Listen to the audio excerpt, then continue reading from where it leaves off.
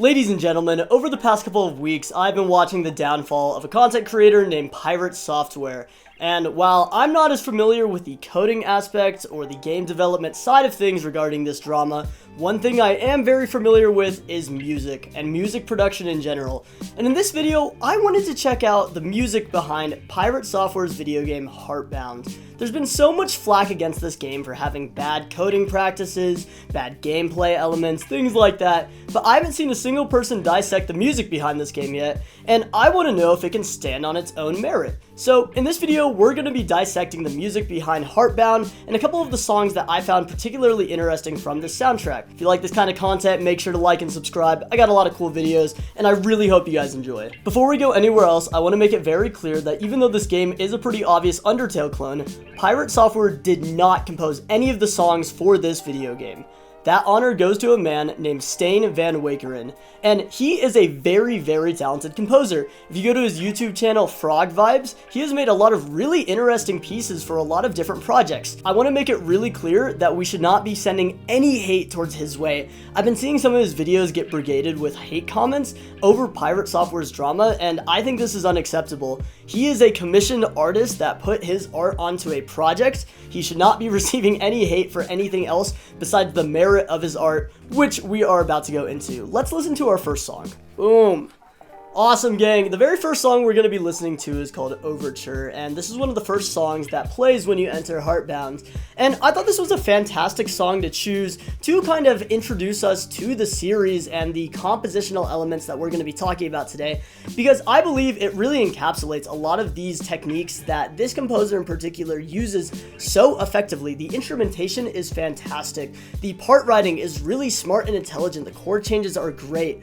And I think we should just go right ahead and take a quick listen to my favorite part right here. So what I'm going to be doing, let's switch over. Let's listen to this.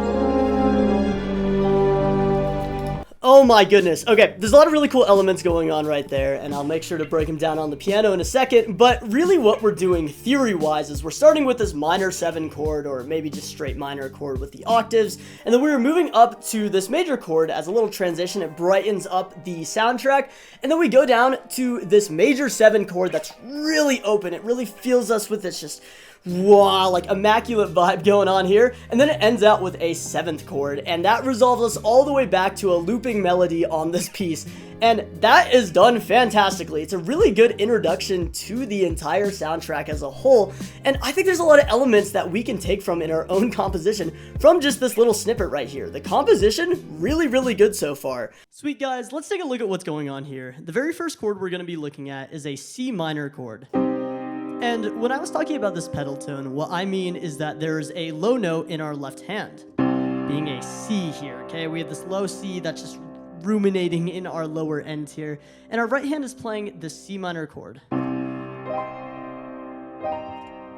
think it might just be a C minor, not a C7. So just a C minor chord here, right? And we're just moving down the piano with this chord, inverting it. So it's something kind of like this.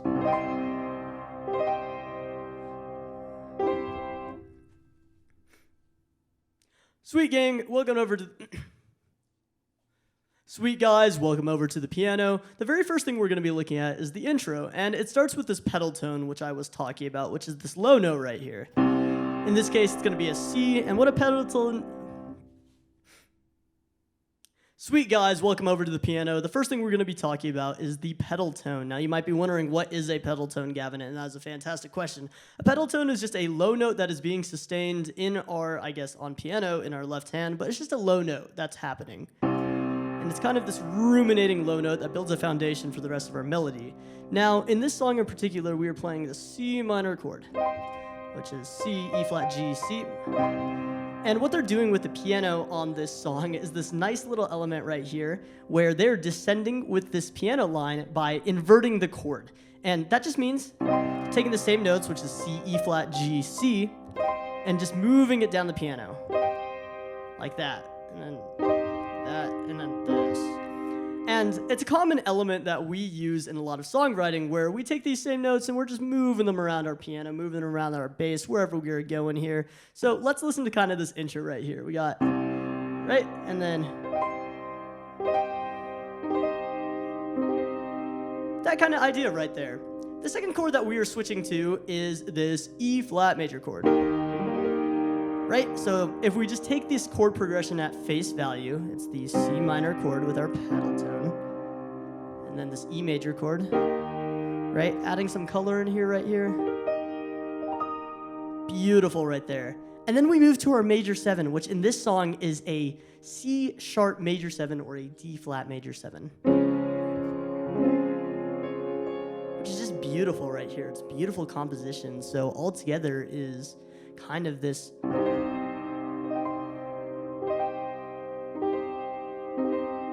to here.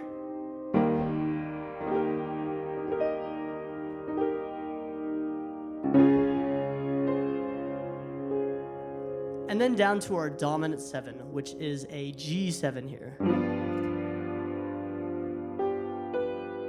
And then that resolves back down to our C minor.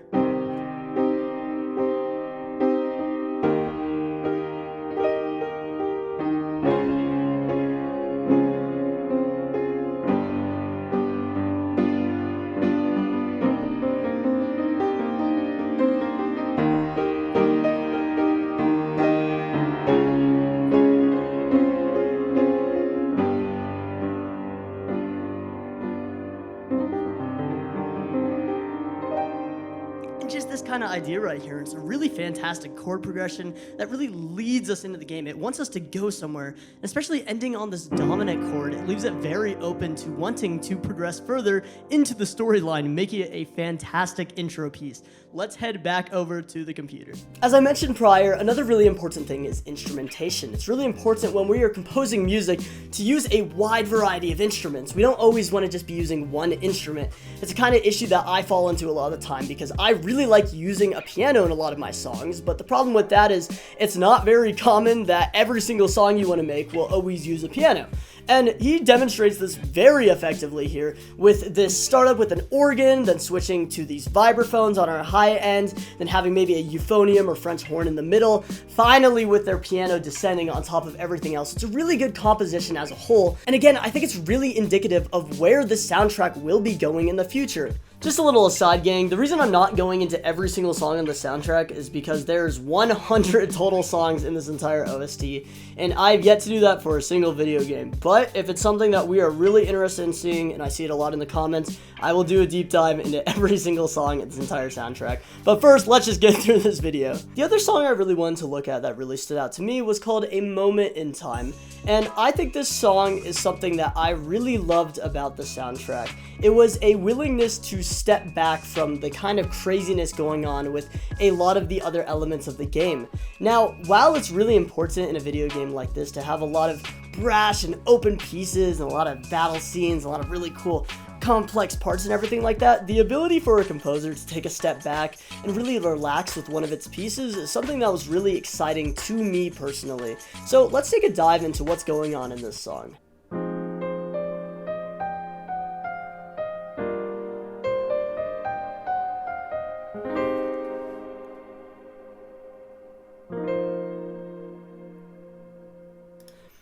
Okay, wow.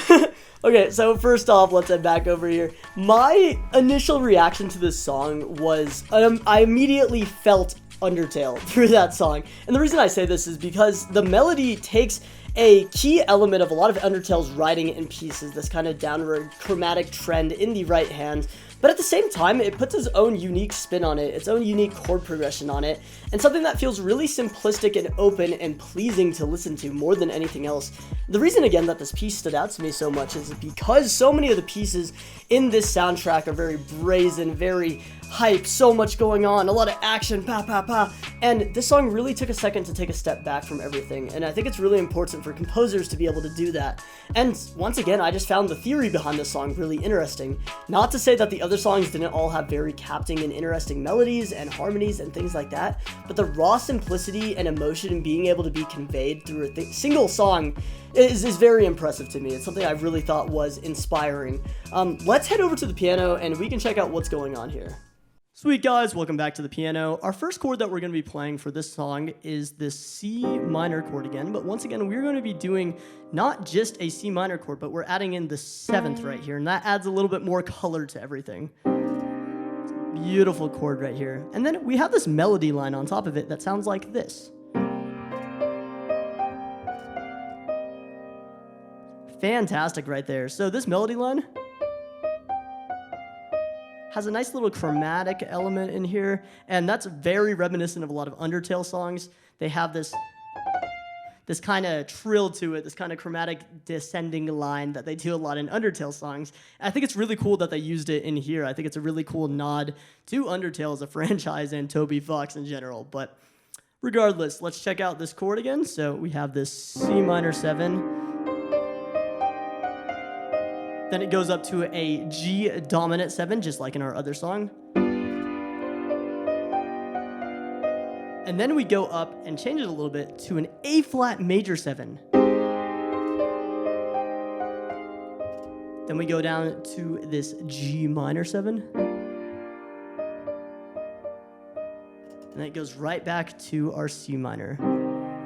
Now, this is a little bit different from our last song, where instead of resolving with our G dominant 7, we are now moving to a softer resolution of A flat major 7 up here. It's a little bit different vibe to everything. And then going back down to this G minor down here, which doesn't resolve to C minor. It's a nice little quality. It makes everything a lot softer, and compared to our first song, it's like we are more content, yet almost dissonant with where we are at compared to trying to push forward. We're more steady at our place. You know, it's a more somber song, and with these compositional elements, we can really get that across. So let's take this another listen right here. Right, C minor 7. Right.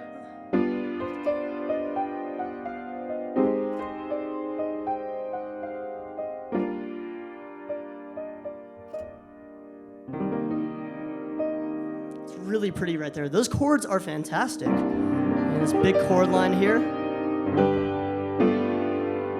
And then up to the A flat major 7 again. Back to this G minor 7. All the way back down to our C minor 7. I like how we keep that theme of having the C minor 7 in there. It's very pretty. It adds so much to the entire game soundtrack as a whole. Let's head back over to the computer. So the reason I make this video isn't necessarily to drag a content creator who is already being hated on everywhere online further through the mud. The reason I make this is to demonstrate that there are some really artistic qualities that have gone into this project that has been receiving so much hate towards it. And while I don't necessarily think that all of this hate is unwarranted, I do think that we need to be directing it towards the right person. And while a lot of the time that is happening, Frog Vibes did not deserve the kind of hate that he's been getting on some of his comment feeds. I was scrolling through some of it, and it's a little bit vile, the kind of things people are writing on his personal posts. Even though he is a absolutely fantastic composer that is completely uninvolved with this situation. It is not his fault that the person who is creating his game did such an awful job marketing and having PR management. So I really want you guys to check out his channel. He has a lot of really, really cool songs. He's still a pretty small channel, and I think it's fantastic to support creators like that in general. I'll make sure to link him down in the description. But more importantly than anything else, I really hope you guys are all having a great day, and thank you so much for watching this video. If you enjoyed it, make sure to like and subscribe, share this with your friends, and yeah, thank you guys so much. I hope you all have a wonderful day.